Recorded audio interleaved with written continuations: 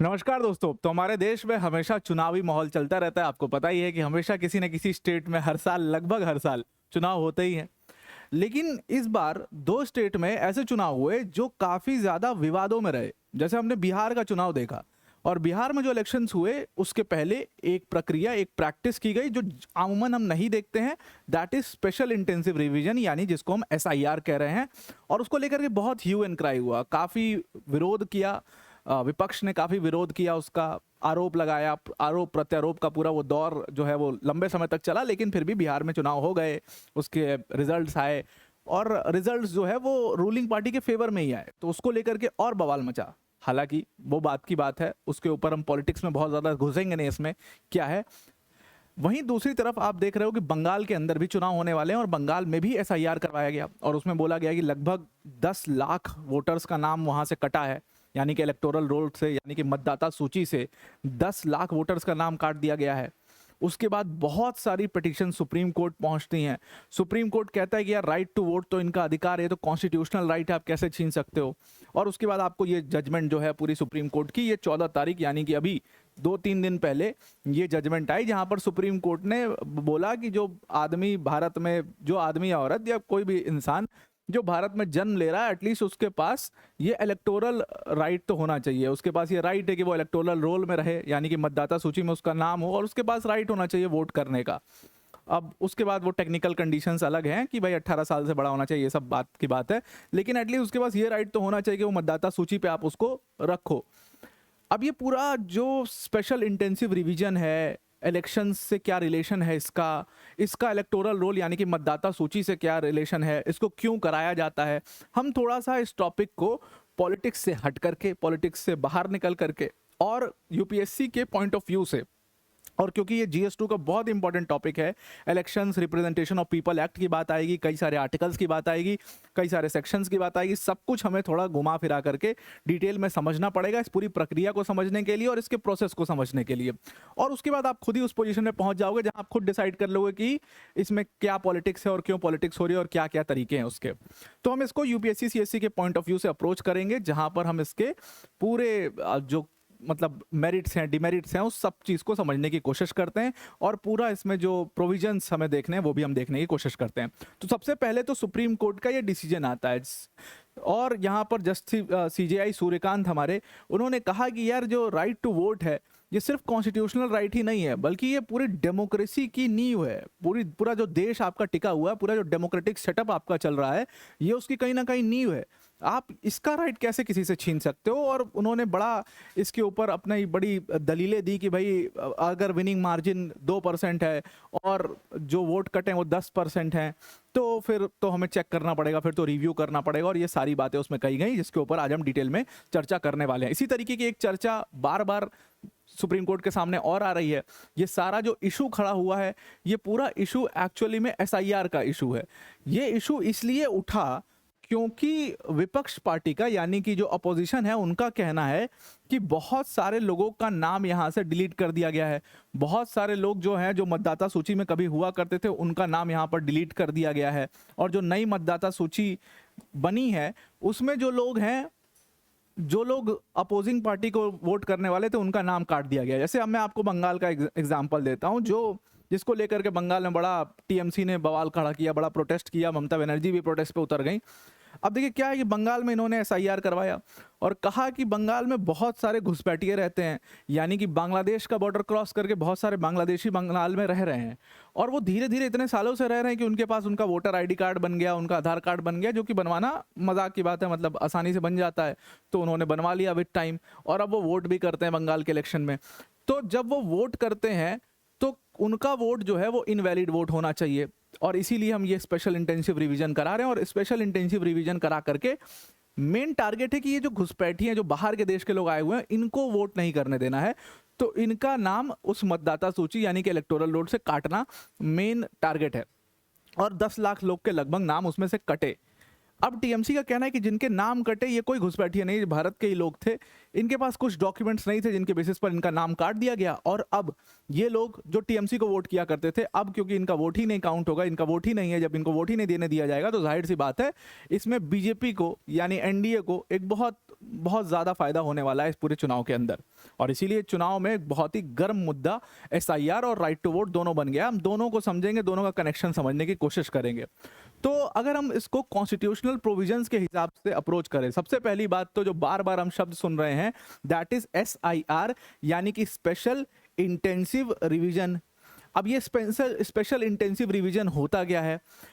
ये special intensive revision, as the name is suggesting, it is a kind of a revision जहां पर पहले से जो इलेक्टोरल रोल बना हुआ है हमारे देश में। देखिए हमारे देश में जब इलेक्शंस होता है तो उसके लिए क्या होता है, उसकी एक बड़ी लंबी प्रक्रिया होती है। मैं बहुत लॉन्ग स्टोरी शॉर्ट में मैं आपको बता रहा हूँ कि उस लंबी प्रक्रिया में क्या है भाई, election commission of India notification निकालता है, नोटिफिकेशन निकाल के बताता है कि भाई इस तारीख से लेकर के इस तारीख तक डेट होगी, उसके बाद मॉडल कोड ऑफ कंडक्ट लगता है, और उसके बाद सारे प्रचार वचार का सब कैंपेन का टाइम दिया जाता है, फिर उसमें मॉडल कोड ऑफ कंडक्ट लग जाता है, सारा कैंपेनिंग रुक जाता है, सारी जो पॉलिसीज गवर्नमेंट स्कीम्स हैं वो रुक जाती हैं, बहुत सारी चीज़ें ये सारी होती हैं। अब इसमें क्या होता है, इलेक्शंस के पहले एक इलेक्टोरल रोल तैयार किया जाता है, और इलेक्टोरल रोल यानी कि जिसको हिंदी में मतदाता सूची कहते हैं। जैसे आप एक पूरी लिस्ट देखते हो जिसमें सबका नाम लिखा होता है, आप लोग भी चेक करते होगे ना, जब वोट देने जाते हो तो पहले उस लिस्ट में नाम चेक किया था, अच्छा इनका नाम है कि नहीं, अच्छा इनका नाम है कि नहीं, अच्छा इनका नाम है कि नहीं है, और फिर आप अपना आधार कार्ड दिखाते हो, हाँ मेरा नाम है, ये मैं ही हूँ, ये व्यक्ति मैं ही हूँ। फिर वहाँ पर जो ऑफिसर बैठा होता है वो देखता है, चेक करता है, उसके बाद आपको आगे वोट देने के लिए भेज देता है। ये जो पूरा जिस लिस्ट से चेक किया जाता है इसको इलेक्टोरल रोल कहते हैं, यानी मतदाता सूची कहते हैं, और इस मतदाता सूची को इलेक्शन कमीशन ऑफ इंडिया जारी करता है। अब ये मतदाता सूची हर डायरेक्ट इलेक्शन में तैयार की जाती है, यानी कि हर डायरेक्ट इलेक्शन में, मतलब कि लोकसभा के इलेक्शंस में और विधानसभा के इलेक्शंस में इसको तैयार किया जाता है। और लोकसभा और विधानसभा के इलेक्शंस में ऐसा नहीं कि कंप्लीट पूरा हर बार जो है नई मतदाता सूची बनती है, जो पहले वाली सूची रहती है उसी को यूज किया जाता है जनरली, बस उसमें थोड़ा सा कुछ चेंजेस, जैसे कुछ लोग जो लिस्ट से निकल गए हों, कुछ लोग बाहर चले गए हों, किसी की डेथ हो गई हो, उनका नाम हटा दिया जाता है। कुछ लोग जो हैं उसमें 18 साल के हुए होंगे उस पूरे क्षेत्र में, तो उनका नाम इंक्लूड किया जाता है। इस तरीके से उसमें रिवीजन होते रहते हैं। लेकिन ये स्पेशल इंटेंसिव रिवीजन नहीं है जिसके बारे में मैंने आपको बताया, ये नॉर्मल रिवीजन है, समरी रिवीजन कहते हैं उसको। तो यहाँ पर स्पेशल इंटेंसिव रिवीजन बेसिकली क्या है कि जो हमारे पास ये एक ऐसा प्रोसेस है जहाँ पर जो भी वोटर्स हैं स्टेट के, उनको एक एन्यूमरेशन फॉर्म दिया जाएगा, एन्यूमरेशन फॉर्म जिस पर वो साइन करेंगे, और इस एन्यूमरेशन फॉर्म्स के साथ उनका मतलब इसमें उनका नाम होगा, उनका एड्रेस होगा, उनके फोटोग्राफ्स लगे होंगे, उनका रेसिडेंस प्रूफ जो है वो लगेगा। ये सारी चीज़ें आप एन्यूमरेशन फॉर्म के साथ ये सारे प्रूफ्स लगा करके आप अपने बीएलओ को दे दोगे, और वो बीएलओ फिर ले जा करके उसको आगे जमा कर देगा, मतलब ऑनलाइन उसको जमा कर दिया जाएगा। तो बेसिकली एसआईआर का ऑब्जेक्टिव क्या है? एसआईआर का ऑब्जेक्टिव ये है कि जितने भी एलिजिबल सिटीजन्स हैं उनमें से कोई भी किसी का भी नाम ना, बड़ा पॉजिटिव इसका रोल है कि कोई भी एलिजिबल सिटीजन अगर है तो उसका नाम इलेक्टोरल रोल में से ना छूटे। यानी कि इलेक्टोरल रोल अगर तैयार हो रहा है तो उसमें हमारे देश के सारे वासी, सबका, जितने भी सिटीजन हैं सबका नाम होना चाहिए।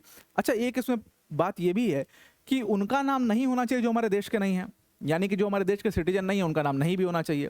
अब इसकी पावर मिलती कहाँ से, स्पेशल इंटेंसिव रिवीजन ये लोग कर कहाँ से रहे हैं? तो इसकी पावर देखने के लिए हमें चलना पड़ेगा the representation of people's act 1950 के अंदर, जिसको हम रोपा कहते हैं। अब रिप्रेजेंटेशन ऑफ पीपल्स एक्ट 1950 में जब आप देखोगे, हम जाते हैं आर्टिकल 21 के ऊपर। Article 21 of the representation of people's act 1950। अब इसके अंदर आप देखो तो क्लॉज 1 है, क्लॉज 2 है, क्लॉज 3 है, 3 क्लॉजेस हैं इसके अंदर। हमें ये फर्स्ट और सेकंड क्लॉज अभी फिलहाल नहीं देखना, क्लॉज 3 हमें देखना है जहां पर स्पेशल इंटेंसिव रिवीजन की बात हो रही है। क्लॉज 3 के अंदर ये लोग साफ साफ कह रहे हैं कि notwithstanding anything contained in subsection 2 the election commissioner may at any time for reasons to be recorded direct special revision of the electoral roll. हमें सिर्फ कौन सा फोकस करना है, इस लाइन पे फोकस करना है, the election commission may at any time for reasons to be recorded direct special revision of the electoral roll for any constituency or part of constituency in such manner as it may think fit. इसका simple सा मतलब क्या हुआ? इसका simple सा मतलब ये हुआ कि रिप्रेजेंटेशन ऑफ पीपल्स एक्ट साफ साफ कह रहा है कि जब भी इलेक्शन कमीशन जो है उसको जब भी ऐसा किसी भी टाइम पर ऐसा महसूस होगा कोई ऐसा एक बड़ा रीज़न होगा जिसकी वजह से उनको लगता होगा कि ये जो जो हमारा इलेक्टोरल रोल है ये आउटडेटेड हो गया है, तो फिर वो एक स्पेशल रिवीजन करवा सकते हैं उस इलेक्टोरल रोल का। इसी को हम SIR यानी कि स्पेशल इंटेंसिव रिवीजन कहते हैं। अब ये जो इलेक्टोरल रोल का रिवीजन हो रहा है, इसके कारण क्या होने चाहिए? कारण आप देखो यहाँ पर लिखा नहीं है, मतलब कि रिप्रेजेंटेशन ऑफ पीपल्स एक्ट 1950 के अंदर इन्होंने कारण इसका मेंशन नहीं किया, और यही पूरी फसाद की जड़ है। यानी कि इसका मतलब ये है, अगर इन्होंने कारण मेंशन नहीं किया, इन्होंने कहा है कि रीजंस होंगे, उसके मल्टीपल रीजंस हो सकते हैं, वो रीजंस रिकॉर्ड होंगे, मतलब वो लिखित में इलेक्शन कमीशन ऑफ इंडिया के पास सबमिट होगा और इलेक्शन कमीशन ऑफ इंडिया उसका एक डॉक्यूमेंट बनाएगा, उसको रिकॉर्ड करेगा, और वो हमेशा कभी भी कोर्ट वगैरह में कहीं भी चेक किया जा सकता है। अब यहाँ पर कारण ना लिख करके इन्होंने इसको ओपन एंडेड छोड़ा है, मतलब कि ये पावर बहुत हद तक डिस्क्रिशनरी पावर है इलेक्शन कमीशन की। ये बात आपको भी समझ में आ रही होगी, डिस्क्रिशनरी पावर है। और यही विपक्ष पूरा आरोप लगा रहा है कि इलेक्शन कमीशन तो एक तरीके से सिर्फ सरकार के लिए काम कर रहा है, मतलब कि जो रूलिंग पार्टी है उनके लिए काम कर रहा है, ये उनका आरोप है। ये आरोप लग क्यों रहा है? क्योंकि ये डिस्क्रिशनरी पावर है इलेक्शन कमीशन की। इलेक्शन कमीशन चाहता तो मना कर देता, लेकिन मुझे फिलहाल अगर आप देखो अभी स्थिति, तो इलेक्टोरल रोल के रिवीजन की जरूरत थी भारत में, बल्कि सेंसस होने की सबसे ज्यादा आवश्यकता है, जो कि अभी चल रही है उसकी प्रक्रिया पूरी। तो इलेक्टोरल रोल को तो बहुत पहले ही अपडेट होना चाहिए था, काफी आउटडेटेड हमारा इलेक्टोरल रोल। और इसके ऊपर मैं डिलिमिटेशन के ऊपर मैं वीडियो बना चुका हूं काफी डिटेल में, और मैंने आपको बताया है कि जो हमारा सेंसस फॉलो हो रहा है डिलिमिटेशन के लिए, जो हमने सेंसस का डेटा रेफर किया है, वो 1971 का डेटा हम आज तक फॉलो कर रहे हैं। सबसे बड़ी दिक्कत तो इस बात की है, उस डेटा को तो सबसे पहले रिवाइज होना चाहिए, उस डेटा को तो मतलब नया डेटा रेफर करना चाहिए। भले आप कोई ऐसा फॉर्मूला निकाल लीजिए जिससे सदर्न और नॉर्दर्न स्टेट्स के बीच में ऐसे भेदभाव ना हो, ऐसा कोई फॉर्मूला निकाल लीजिए, लेकिन इतना पुराना डेटा तो नहीं फॉलो करना चाहिए इलेक्शंस के लिए, ठीक है, उसको उस बात को हटाते हैं। तो यहां पर इन्होंने एक डिस्क्रिशनरी पावर इलेक्शन कमीशन को दिया और कहा कि भाई आप एक तरीके से स्पेशल रिवीजन करवा सकते हैं। तो बेसिकली अगर आप देखो तो according to the representation of people's act article 21 sub clause 3, article 21 के सब क्लॉज 3 के तहत ये इलेक्शन कमीशन को ऑथराइज करता है कि वो स्पेशल रिवीजन्स करा सकते हैं। और मेन कारण जिसकी वजह से हमारा स्पेशल रिवीजन हो रहा है, और जनरल कारण यही होता है, पहले भी स्पेशल रिवीजन्स हुए हैं, मतलब इलेक्शन जो फर्स्ट जनरल इलेक्शन हुआ उसी के बाद जस्ट बाद नेहरू जी ने स्पेशल रिवीजन कराया था, फिर 62 में फिर से स्पेशल रिवीजन हुआ, तमाम हो चुके हैं स्पेशल रिवीजन्स। ऐसा नहीं कि पहली बार, और 2003 में भी हुआ था, 2004 में भी हुआ था। तो ये जो स्पेशल रिवीजन्स हुआ है और अभी हो रहा है, इसका मेन कारण बताया जा रहा है, that is migration and urbanisation. इन दो कारणों की, मुख्य कारणों की वजह से ये स्पेशल रिवीजन्स किया जा रहा है। अब यहाँ पर जो बात आ रही है इलेक्टोरल रोल की, जिसको मैंने आपको थोड़ा सा एक्सप्लेन किया भी है कि मतदाता सूची, उसी को हम इलेक्टोरल रोल कहते हैं इंग्लिश में, उसको हिंदी में मतदाता सूची कही जाती है, जो एक पूरी लिस्ट सी होती है जिसमें नाम लिखा होता है। आखिर ये इलेक्टोरल रोल है क्या? तो इसकी जानकारी हमें आर्टिकल 324 में मिलती है। आर्टिकल 324 हमारे कॉन्स्टिट्यूशन का क्या कहता है? आर्टिकल 324 हमारे कॉन्स्टिट्यूशन का कहता है कि superintendence direction and control of the preparation of electoral roll for the conduct of elections to parliament and state legislature shall vest with the election commission. यानी कि आर्टिकल 324 कह रहा है कि भाई इलेक्शन का जो पूरा सुपरिंटेंडेंस है, जो पूरा डायरेक्शन है और कंट्रोल है और प्रिपरेशन ऑफ इलेक्टोरल रोल है, इसकी जिम्मेदारी किसकी होगी? इलेक्टोरल रोल को प्रिपेयर करने की जिम्मेदारी, चाहे पार्लियामेंट के इलेक्शन हो गए या स्टेट असेंबली के इलेक्शन हो गए, वो पूरी जिम्मेदारी इलेक्शन कमीशन की होगी, इलेक्शन कमीशन ऑफ इंडिया की होगी, इलेक्शन कमीशन की होगी।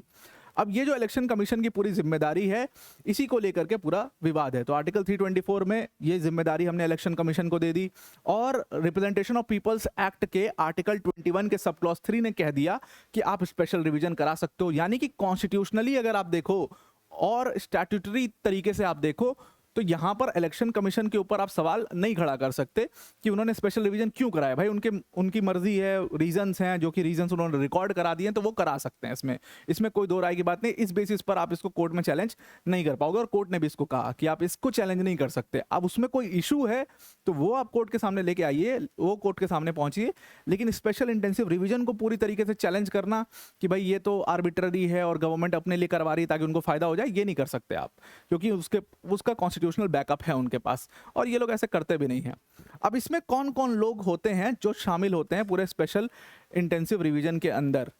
अब इसके अंदर अब इलेक्टोरल रोल जो बनता है, सबसे पहले तो उसमें समझ लो कौन कौन से रोग शामिल होते हैं।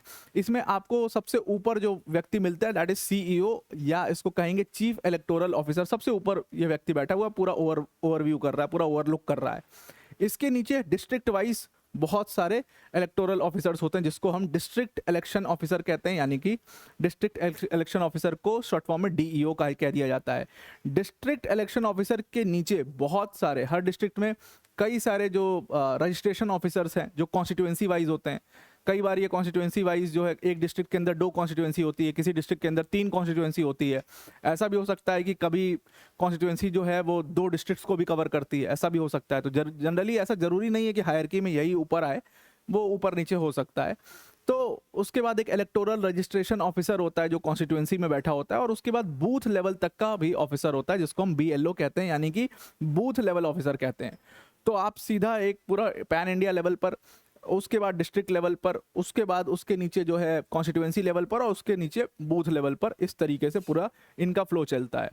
अब जब आप इलेक्टोरल रोल ये लोग प्रिपेयर करते हैं तो किन चीज़ों का ये लोग ध्यान रखते हैं? 2 सेक्शंस हैं इसमें। एक है section 16 representation of people's act 1950, और दूसरा है section 19 of representation of people's act 1950।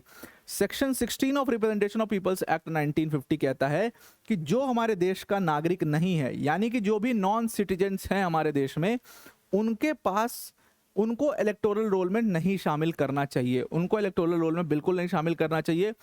इसका मतलब क्या है? अगर कोई इलेक्टोरल रोल में शामिल नहीं होगा तो उसके पास वोटिंग का भी अधिकार नहीं होगा, तो ऑटोमेटिकली उसके वोटिंग का अधिकार खत्म हो जाता है। तो कोई भी अगर नॉन सिटीजन है तो उसको इलेक्टोरल रोल में शामिल हमें नहीं करना है। That is what section 16 of representation of people's act is saying. दूसरी चीज यहां पर है, that is section 19 of ROPA. Section 19 of representation of people's act कहता है कि भाई 18 साल से कम के बच्चों को भी आप उसमें इलेक्टोरल रोल में नहीं लेंगे। ये सारे तो बहुत सिंपल सी बातें हैं। पहली बात आप सेक्शन 16 याद रखना। और सेक्शन 19 एक चीज और कहता है। सेक्शन 19 यहां पर एक टर्म जो है वो लिखता है जिसको कहते हैं ऑर्डिनरी रेसिडेंट, यानी कि आपको चेक करना पड़ेगा जिसका भी नाम आप इलेक्टोरल रोल के अंदर डाल रहे हो, वो ऑर्डिनरीली उसी जगह का रेसिडेंट होना चाहिए जिस कॉन्स्टिट्यूएंसी में उसका नाम आप डाल रहे हैं। यानी कि जिस कॉन्स्टिट्यूएंसी पर, जिस बूथ पर उसका नाम आप डाल रहे हैं, उसमें वो ऑर्डिनरली वहीं का रेसिडेंट होना चाहिए। ऐसा नहीं है कि एक ही आदमी का नाम इस कॉन्स्टिट्यूएंसी में भी और उस कॉन्स्टिट्यूएंसी में। जैसे मान लीजिए, इसको एक एग्जांपल की तरह समझते हैं। मेरा घर, मान लीजिए मेरे पास 4 घर हैं, और 4 घर मेरे 4 शहर में, एक दिल्ली में है, एक गोरखपुर में है, एक लखनऊ में है, एक इलाहाबाद में है। मेरे 4 घर हैं, एक दिल्ली में, एक लखनऊ में, एक गोरखपुर में, एक प्रयागराज में। मेरे 4 घर हैं। तो सिर्फ मेरा घर होने से, और सब किराए पे हैं, दिल्ली में मैं रहता हूँ और बाकी मेरे सारे घर किराए पे हैं, मतलब मैंने उनको रेंट पे दिया हुआ है, अलग अलग फैमिलीज वहाँ पर रहती हैं। तो अब क्योंकि मेरा 4 घर है तो जाहिर सी बात है वहाँ का बिजली बिल, वहाँ का हाउस टैक्स, वहाँ का कागज़, उस पर मेरा नाम चढ़ा होगा।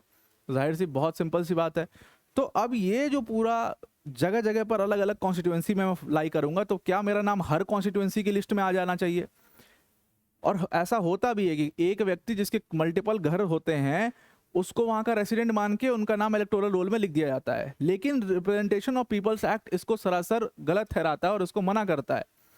उनका कहना है ऑर्डिनरीली रेसिडेंट का मतलब ये नहीं होता, अगर किसी का सिर्फ घर भी है किसी एरिया में तो उससे वो रेसिडेंट वहाँ का नहीं हो जाएगा। अगर किसी का घर सिर्फ वहाँ पर है और वो वहाँ पर नॉर्मली नहीं रहता है तो उसको वहाँ का रेसिडेंट नहीं माना जाएगा। इसका मतलब ये हो गया कि जैसे मान लीजिए मेरा घर गोरखपुर में है, लेकिन मैं पिछले 3-4 साल से गोरखपुर गया ही नहीं हूँ, या मैं सिर्फ जाता हूँ छुट्टी के लिए और फिर वापस आ जाता हूँ, तो क्या मैं वहाँ का रेसिडेंट? भला इसको सेक्शन 20 में, इसी representation of people's act section 20 के अंदर ऑर्डिनरीली रेसिडेंट को एक्सप्लेन भी उन्होंने किया है कि इसका ये मतलब नहीं कि मैं वहाँ का रेसिडेंट हो गया। रेसिडेंट कौन होगा? जो वहाँ पर रह रहा होगा, नॉर्मली वहाँ पर रहता होगा। वैसे दिल्ली में मैं नॉर्मली रह रहा हूँ तो मैं यहाँ का ऑर्डिनरीली रेसिडेंट हो गया, मेरा नाम यहाँ के इलेक्टोरल रोल पर चढ़ना चाहिए। हालांकि ये तो फिर भी इंटरनल बात है। अब इससे क्या होता है, अब ये जब बड़े लेवल पर होगा, 10 लाख, 12 लाख, 20 लाख, 25 लाख लोग इसकी चपेट में आएंगे तो बहुत सारे वोट इधर के उधर हो जाएंगे। ये लोग एक पर्टिकुलर पार्टी को वोट कर रहे थे, हो सकता है उसको वोट अब नहीं पड़ेंगे क्योंकि इनके नाम ही नहीं है इलेक्टोरल रोल में। तो यही पूरा झगड़े की जड़ जो है वो ये ऑर्डिनरीली रेसिडेंट वाला शब्द है, पहली चीज। और दूसरी, बंगाल के इलेक्शन में ये नॉन सिटीजन्स यानी सेक्शन 16 वाला एक पंगा फंस गया है, जिसको लेकर के काफी प्रोटेस्ट हो रहा है। अब रिविजन्स कई टाइप के होते हैं, सवाल इसके ऊपर भी उठाया कि स्पेशल इंटेंसिव रिवीजन ही क्यों। इसको हम थोड़ा सा समझते हैं। रिविजन्स भी 3 टाइप के होते हैं। एक पहला दैट इज इंटेंसिव रिवीजन। ये इंटेंसिव रिवीजन नहीं चल रहा अभी। इंटेंसिव रिवीजन क्या है? इंटेंसिव रिवीजन में पूरा जो इलेक्टोरल रोल है उसको एकदम फ्रेश तरीके से प्रिपेयर किया जाता है, एकदम फ्रेश तरीके से। मतलब जो पुराना आपको दिख रहा होगा, जो पुराना इलेक्टोरल रोल है उसको रेफर नहीं करेंगे, एकदम अपने हिसाब से बिल्कुल पूरा नया इलेक्टोरल रोल इस केस में बनाया जाता है। इसको इंटेंसिव रिवीजन कहते हैं। अब ये जो नया इलेक्टोरल रोल बना है इसके लिए क्या होगा, ये कब बनेगा? ये बनने के लिए सबसे पहली चीज तो ये होती है कि जो बीएलओज होते हैं वो हाउस टू हाउस विजिट करते हैं, घर डोर टू डोर विजिट करते हैं इसको। ये लोग डोर टू डोर जाते हैं, हर कॉन्स्टिट्यूएंसी में, हर मोहल्ले, हर क्षेत्र में डोर टू डोर जा करके ये वहां पर एन्यूमरेशन फॉर्म्स लेकर के जाते हैं और एन्यूमरेशन फॉर्म्स एक एक आदमी से भरवाते हैं और उसको भरवाने के बाद उसको चेक करते हैं और उसके बाद वो व्यक्ति का नाम जो है उसको इलेक्टोरल रोल पर चढ़ाते हैं। एक बहुत ही लंबी और बहुत ही डिटेल्ड प्रक्रिया है ये इंटेंसिव रिवीजन की। और ये जनरली डिलिमिटेशन के बाद किया जाता है। डिलिमिटेशन यानी कि जिसके ऊपर अभी हमने 2-3 दिन पहले चर्चा करी है, परिसीमन, यानी कि जब बाउंड्रीज जो हैं, जो कॉन्स्टिट्यूएंसी की बाउंड्रीज है उसको अलग चेंज किया गया। तो जब कॉन्स्टिट्यूएंसीज की बाउंड्री चेंज की गई तो बहुत सारे कॉन्स्टिट्यूएंसीज लोगों के चेंज हो गए, तो अब नई कॉन्स्टिट्यूएंसी के हिसाब से नया इलेक्टोरल रोल बनेगा। तो इसीलिए इसको जनरली डिलिमिटेशन के बाद आपको ये इंटेंसिव रिवीजन करवाना पड़ता है। सबसे आसान प्रक्रिया इसमें, जैसे सबसे आसान प्रक्रिया इसमें समरी रिवीजन की है। समरी रिवीजन कुछ नहीं होता, ये जनरली क्या है, समरी रिवीजन है मतलब ये एक रूटीन एनुअल अपडेटिंग है, जो मैंने आपको शुरुआत में बताया भी था कि भाई हमारे पास इलेक्टोरल रोल तैयार है, मतदाता सूची तैयार है। अब हर साल जब भी इलेक्शन हो रहा है तो भाई बहुत सारे लोगों की डेथ हो गई होगी, तो उनका नाम उसमें से हट जाएगा, कट जाएगा। और बहुत सारे लोग 18 साल के भी तो हुए होंगे 3-4-5 सालों में, हर साल कोई ना कोई 18 साल का और उसका नाम जुड़ना भी है। तो वो एक नेचुरल जनरल अपडेटिंग है। और इसमें क्या करते हैं, कुछ नहीं करते हैं, जो पुराना इलेक्टोरल रोल होता है उसी को उठा लेते हैं और उसको एक ड्राफ्ट की तरह यूज़ करते हैं। उसमें से जिनका नाम कटना है उसको काट देते हैं, जिनका नाम जुड़ना है उसको जोड़ देते हैं और उसके बाद एक नया इलेक्टोरल रोल बहुत ईजी तरीके से तैयार कर लेते हैं। तो इसमें इंसर्शन, डिलीशन और करेक्शन तीनों हो जाता है। ये भी बहुत बड़ी समस्या नहीं है। सबसे बड़ी समस्या है स्पेशल रिवीजन। समस्या क्या, मतलब तीसरा वाला है स्पेशल रिवीजन। अब ये स्पेशल रिवीजन क्या है? स्पेशल रिवीजन को सिर्फ एक्सेप्शनल केसेस में लिया जाता है, कराया जाता है। एक्सेप्शनल केसेस में जहां पर कोई एरिया एकदम से मिस हो गया हो, वो एरिया में इलेक्टोरल रोल ही नहीं है उसका, तो स्पेशल रिवीजन कराया जाएगा। या कोई बहुत बड़े स्केल पर कोई एरर हो गया हो, जैसे बंगाल के इलेक्शन में क्लेम किया इलेक्शन कमीशन ने कि हमें लगता है कि भाई यहाँ पर जो पूरी मतदाता सूची बहुत आउटडेटेड है और बहुत सारे नॉन सिटीजन्स भी हमारे यहाँ पर वोट दे रहे हैं, तो ऐसा हमें लगता है और इस वजह से हमें एक स्पेशल रिवीजन कराना पड़ेगा। तो जनरली बड़े केसेस में इसको किया जाता है। और 21 सब क्लॉज 3 में हमने देखा है कि स्पेशल रिवीजन की जो आदेश है वो खुद हमारे रिप्रेजेंटेशन ऑफ पीपल्स एक्ट 1950 ने दिया हुआ है। अब हमारे देश में जो इस समय चल रहा है उसको हम कह रहे हैं स्पेशल इंटेंसिव रिवीजन। इसका मतलब ये है कि या तो आपके पास एक ऑप्शन ये है कि आप तीनों में से कोई एक करा लो, या इंटेंसिव रिवीजन कराओ, या समरी रिवीजन कराओ, या स्पेशल रिवीजन कराओ। अभी जो हमारे देश में चल रहा है वो कंबाइंड चल रहा है, यानी कि तीसरा और पहले का कॉम्बिनेशन का रिवीजन चल रहा है, यानी कि स्पेशल इंटेंसिव रिवीजन चल रहा है, जिसमें पूरा फ्रेश एक इलेक्टोरल रोल प्रिपेयर हो रहा है। और क्यों प्रिपेयर हो रहा है? इस कारण की वजह से ये स्पेशल रिवीजन इसलिए करना पड़ रहा है क्योंकि इलेक्शन कमीशन को ऐसा फील होता है कि एक बहुत लार्ज स्केल पर एरर्स जो हैं वो इलेक्टोरल रोल के अंदर हैं, इसीलिए तीसरा और पहले को कंबाइन करके स्पेशल इंटेंसिव रिवीजन हमारे देश में कराया जा रहा है। अब इसका प्रोसेस क्या है? प्रोसेस इसका बहुत सिंपल सा है।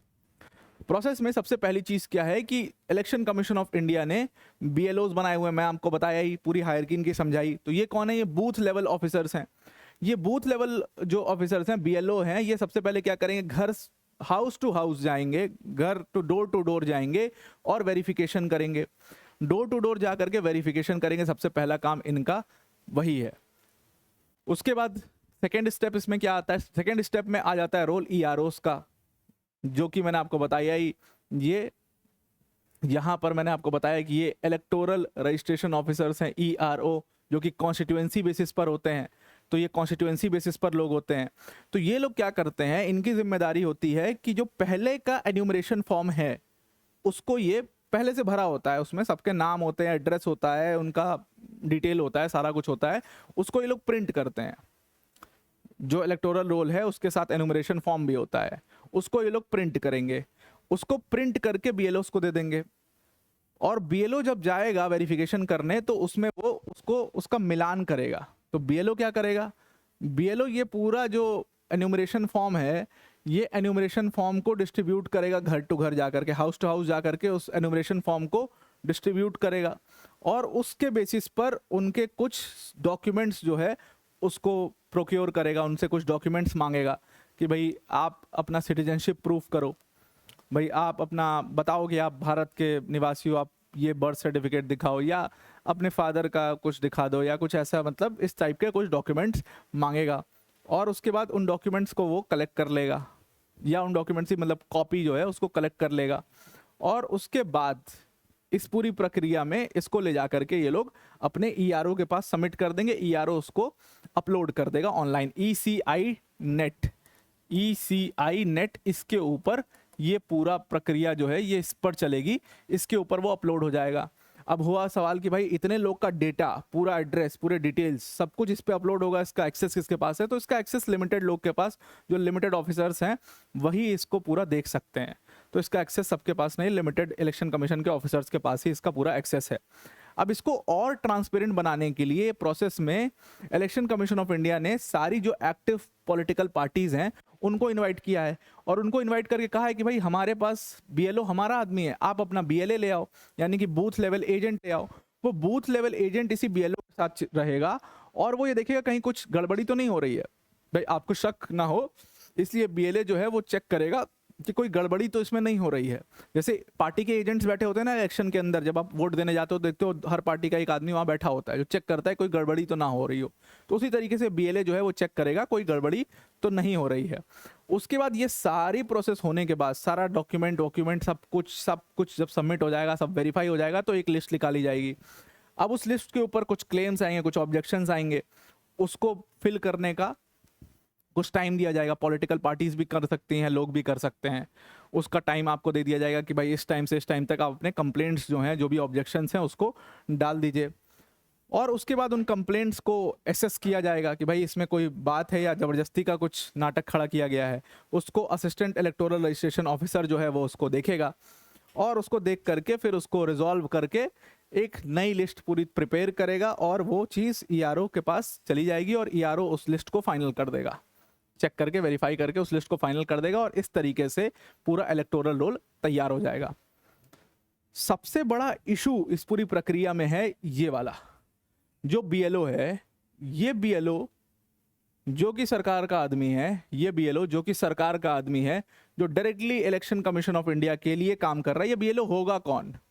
सबसे बड़ी बात तो बीएलओ होता कौन है? ये सरकार का आदमी जो इलेक्शन कमीशन के लिए काम कर रहा है, और ये सरकार का आदमी है। ये बीएलओ जा करके एन्यूमरेशन फॉर्म लेगा और उसके साथ सपोर्टिंग डॉक्यूमेंट्स भी लेगा। इसकी जिम्मेदारी है वो चीज़ कलेक्ट करने की। तो उसमें क्या वो हर घर पर जा करके, house to house, door to door जा करके कलेक्ट कर रहा है?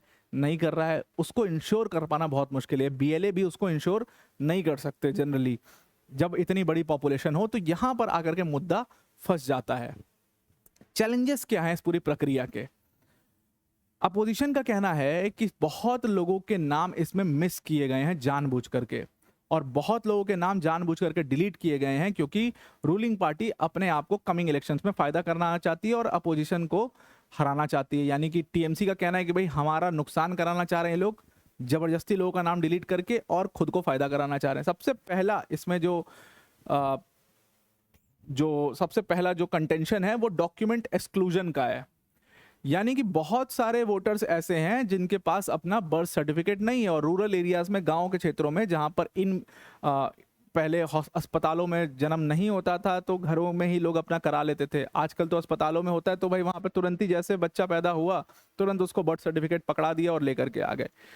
उस समय क्या होता था कि लोग घरों में ही करा लेते थे बहुत ज़्यादा, तो बर्थ सर्टिफिकेट के लिए कुछ ऐसा ज़रूरी नहीं था, बर्थ सर्टिफिकेट होते नहीं थे। उसके लिए प्रक्रिया थी कि फिर आप अस्पताल में जाओगे, फिर उसका रजिस्टर कराओगे तो वो अस्पताल आपको बना के दे देता है, ऐसा उसका होता था। बहुत लोगों के पास नहीं हो सकता, तो बहुत लोग वैसे मिले जिनके पास बर्थ सर्टिफिकेट नहीं था। होना चाहिए, 100% होना चाहिए, अगर नहीं है तो फिर दिक्कत तो होगी, वो दिक्कत हो रही है। तो बहुत लोग के पास अपना बर्थ सर्टिफिकेट नहीं है या अपनी सिटीजनशिप को प्रूव करने के लिए कोई भी इस तरीके का डॉक्यूमेंट नहीं है। उन लोगों को इस पूरे प्रक्रिया से, इस पूरे इलेक्टोरल रोल से एक्सक्लूड कर दिया गया, जो कि होना ही था। मैंने आपको बताया कि वो चीज़ होनी है, डॉक्यूमेंट चेक वेरिफिकेशन जब होगा। अब उन लोगों के पास आधार भी है, उनके पास अपना कईयों के पास तो वोटर आईडी कार्ड भी है। गवर्नमेंट ने कहा कि नहीं, ये वैलिड प्रूफ नहीं माना जाएगा। आधार बनाना बहुत सिंपल है और आधार की पूरी प्रक्रिया के ऊपर ही सवाल उठे थे, बहुत सारे सवाल। गवर्नमेंट ने खुद कहा था कि भाई पूरी तरीके से यकीन नहीं कर सकते आधार पे, तो बहुत लोगों का फर्जी नाम भी चढ़ गया। और आप ऐसी दंत कथाएं सुनते होगे कि इसके नाम का आधार बन गया, ट्रम्प के नाम का आधार भारत में बन गया, तमाम इस तरीके की कहानियां सुनते हो, कितनी सही कितनी गलत है। लेकिन आधार के क्वेश्चनेबल प्रक्रिया तो है ही। दूसरी चीज़, वोटर आईडी का भी वही मिला जुला सेम स्थिति है। तो इसलिए ऐसे डॉक्यूमेंट्स यानी कि सिटीजनशिप डॉक्यूमेंट्स या आपके birth certificate, at least birth certificate तो उसमें डिमांड कर ही रहे हैं, जो कि नहीं है, तो उनका नाम कट गया और इसको लेकर के पूरा बड़ा बवाल मचा। दूसरी इसकी एक और प्रॉब्लम है कि भाई बीएलओ आपके पास, क्या पर्याप्त नंबर के बीएलओज हैं आपके पास? वो लैकिंग है। आप अभी देखो तो बीएलओ का जो मतलब रिक्रूटमेंट है वो चल रहा है, वो भर्ती चल रही है, वो हमेशा कमी रहती है, बीएलओज की कमी है बहुत ज़्यादा। तो फील्ड में काम करने वाले ऑफिसर्स की बहुत कमी है, जिसकी वजह से वेरिफिकेशन प्रोसेस अननेसेसरी डिले होता है, वेरिफिकेशन साइकिल डिले होती है, और ये वैकेंसी जब तक फिल नहीं होंगी तब तक वही होगा। तीसरा इसकी एक बहुत बड़ी चैलेंज है जो मुझे खुद महसूस होता है कि वो डिजिटल एक्सेस का है। बहुत सारे लोग रूरल एरिया से बिलोंग करते हैं जिनको अपने डॉक्यूमेंट्स अपलोड करना, उनके लिए डॉक्यूमेंट डाउनलोड करना, अपलोड करना, ये सब बिल्कुल अलग दुनिया की बात है। तो वो अपने डॉक्यूमेंट्स दे रहे हैं और वो अपलोड हो रहे हैं, इसका कोई श्योरिटी नहीं। भाई वो तो बीएलओ को ही दे देंगे, भाई आप अपलोड कर दो, और फिर उसकी श्योरिटी नहीं है। तो वो एक बहुत बड़ा प्रॉब्लम है। और आज भी 20% लोग जो हैं वो इंटरनेट एक्सेस से दूर हैं हमारे देश के अंदर। तो इनका नाम क्या, इनके पास राइट ही नहीं है वोट का, इनका नाम हटा ही दोगे? वो एक बहुत बड़ा चैलेंज, उसको आप कैसे इंश्योर करेंगे, ये एक बहुत बड़ा सवाल है। कोर्ट ने भी पूछा था ये। उसके बाद सबसे बड़ा इशू है माइग्रेंट का, माइग्रेंट कॉम्प्लेक्सिटी का। इंडिया में लगभग 400 मिलियन इंटरनल माइग्रेंट्स हैं, जो माइग्रेंट वर्कर्स हैं। जैसे हम लोग भी माइग्रेंट वर्कर्स हैं, बहुत लोग ऐसे माइग्रेंट वर्कर्स हैं जो पैदा कहीं हुए हैं, काम कहीं करते हैं, कभी कहीं करते हैं, कभी कहीं करते हैं, बहुत जगह पर इनके आधार कार्ड, बहुत जगह के आधार कार्ड और वहाँ के एड्रेस प्रूफ है इनके पास। ऐसे लोग जब हैं भारत में, जब इतने सारे माइग्रेंट वर्कर्स हैं, तो एक एड्रेस कॉम्प्लेक्सिटी, एड्रेस मैपिंग में बहुत दिक्कत होगी आपको। एक ही जगह, एक ही इंसान का नाम कई जगह पर आएगा, और इसको आप ऑल इंडिया लेवल पर तो नहीं कर रहे हो, इसको आप स्टेट लेवल पे कर रहे हो। तो फिर आप उसको कैसे इंश्योर करोगे कि एक ही जो वोटर है उसका एक ही कॉन्स्टिट्यूएंसी में नाम हो? मल्टीपल कॉन्स्टिट्यूएंसीज में उसका नाम हो सकता है अलग अलग स्टेट्स के अंदर। जैसे उत्तर प्रदेश में हो, एक महाराष्ट्र में हो गया, एक गुजरात में हो गया, तो उसको हम कैसे इंश्योर करेंगे? वो एक बहुत बड़ा सवाल है यहाँ पर। और last but not the least, एक अवेयरनेस का बहुत बड़ा प्रॉब्लम है। भाई लोगों को पता ही नहीं है ये क्या है, कैसे है, इसके क्या फ़ायदे हैं, क्या नुकसान है, वो नहीं पता है। तो वो अवेयरनेस नहीं है, तो फिर लोग जो हैं वो डॉक्यूमेंट्स भी कई बार प्रेजेंट नहीं कर, पता ही नहीं होता कि एसआईआर चल रहा है, कोई आया है। और अब जैसे बीएलओ है वो डोर टू डोर नहीं जाते हैं, तो वो अपना काम आसान करने के लिए किसी इंसान, एक किसी व्यक्ति के घर पे बैठ जाएंगे और कहेंगे भाई किसी को भेज देंगे, जाओ भाई कॉलोनी में सबको बुला ले आओ। अब बहुत लोग हैं पता ही नहीं है, कोई खेत में है, कोई कोई काम कर रहा है, कोई कहीं है, तो नहीं पहुंच पाया, नहीं हो पाया उसका डॉक्यूमेंट, उसका नाम हट गया।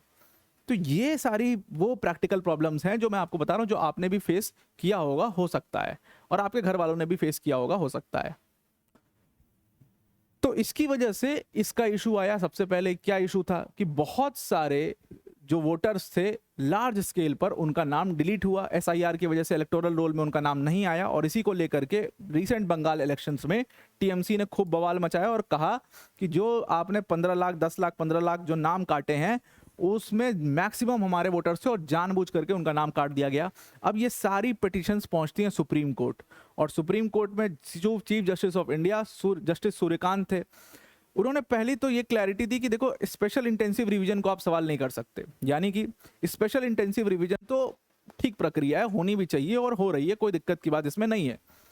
लेकिन अगर ये मामला सही है जो अपोजिशन पार्टीज कह रही हैं कि जबरदस्ती नाम काटा गया है क्योंकि उनके पास ये डॉक्यूमेंट्स नहीं थे और वो डॉक्यूमेंट्स नहीं थे, जबरदस्ती उनका नाम काटा गया, बीएलओ ने सही तरीके से काम नहीं किया, इसको इंश्योर नहीं किया गया, ये सारी अगर टेक्निकल फॉल्ट्स आ रहे हैं उसमें, तो भाई ये समझो कि राइट टू वोट जो है ये एक कॉन्स्टिट्यूशनल राइट है, ये एक कॉन्स्टिट्यूशनल राइट है। और सुप्रीम कोर्ट ने कहा कि जो भी पर्सन भारत में जन्म लिया है उसका जन्म सिद्ध अधिकार है, जो भी जिसने भी भारत में जन्म लिया उसका जन्म सिद्ध अधिकार है कि वो वोट कर सकता है। यानी कि वोट करने का मतलब है दैट ही और she has the right to remain on the electoral roll as well and remain on the electoral roll as well as to vote. तो आप जानबूझ करके जबरदस्ती किसी का नाम इलेक्टोरल रोल से डिलीट नहीं कर सकते। क्यों? इसलिए क्योंकि वो सिर्फ बीएलओ उससे नहीं मिल पाया इसलिए उसका नाम नहीं है यहाँ पर, ये कोई रीजन नहीं हो, या उसके पास इंटरनेट नहीं था, डिजिटल एक्सेस नहीं था, तो उसका नाम इलेक्टोरल रोल पे उस व्यक्ति का नहीं है क्योंकि उसने डॉक्यूमेंट नहीं दिए। ये आप नहीं कर सकते। इट इज योर जॉब, आप इंश्योर करो कि हर एक व्यक्ति का नाम इलेक्टोरल रोल प्रिपेयर ही होता है कि भाई कोई भी व्यक्ति छूटे ना, हर एक सिटीजन का नाम उस पर लिखा, और जो नॉन सिटीजन है उनका बेशक आप डिलीट करिए।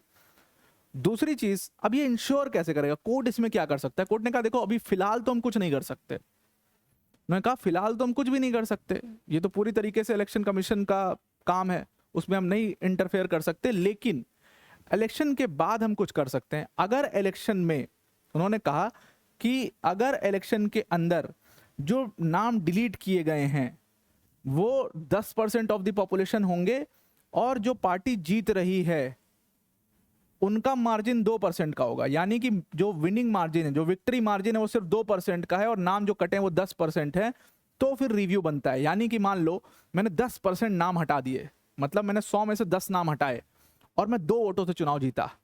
अगर वो 10 नाम होते तो हो सकता है मैं चुनाव हार जाता, हो सकता है चुनाव दूसरी पार्टी जीत जाती। तो उन्होंने कहा तब संदेह खड़ा होता है, जब इतना क्लोज मार्जिन हो तो संदेह जब खड़ा होता है तब संदेह खड़ा होता है, और इसमें कोर्ट फिर रिव्यू कर सकता है। तो चुनाव के बाद ही इसमें कुछ किया जा सकता है, ऐसा कोर्ट ने कह दिया एक तरीके से ये चीज लिख करके।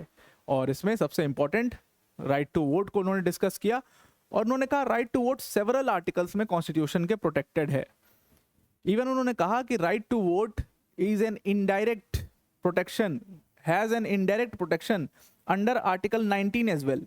आर्टिकल 19 के अंदर इसका इनडायरेक्ट प्रोटेक्शन भी है, and it is a very much constitutional right. आप इसको किसी से नहीं छीन सकते।